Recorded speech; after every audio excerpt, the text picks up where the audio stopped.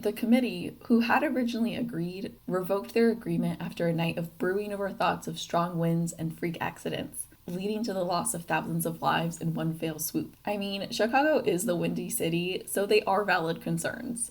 One engineer even called the Ferris wheel a monstrosity and claimed that the wheel could never be built in a way that it would be safe to ride. Ferris, not dismayed any bit, persevered on to a third attempt. On this attempt, he presented Burnham with even more detailed plans and was accompanied with a list of investors and proof that he had raised enough money to finance this build. The final decision was made on December 16, 1892.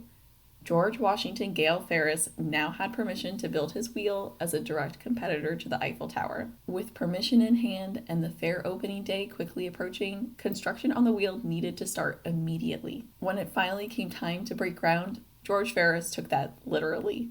Construction on the Ferris wheel began during the winter of 1892 and 1893, which was one of the coldest winters recorded in Chicago. Ferris had to use dynamite to break through the 3-foot thick crust of ice over the already poor land of Jackson Park. Once he had access to the ground, he still had to deal with the quicksand-like ground that the Ferris wheel would be standing on. Only this time, due to the high water content of the ground, it was frozen. If the usual quicksand mixture was difficult to deal with, frozen ground was even harder to manage. To even break through the ground, construction workers had to use literal jets of steam to defrost the ground so they could pour cement into the ground and also prevent the cement from freezing.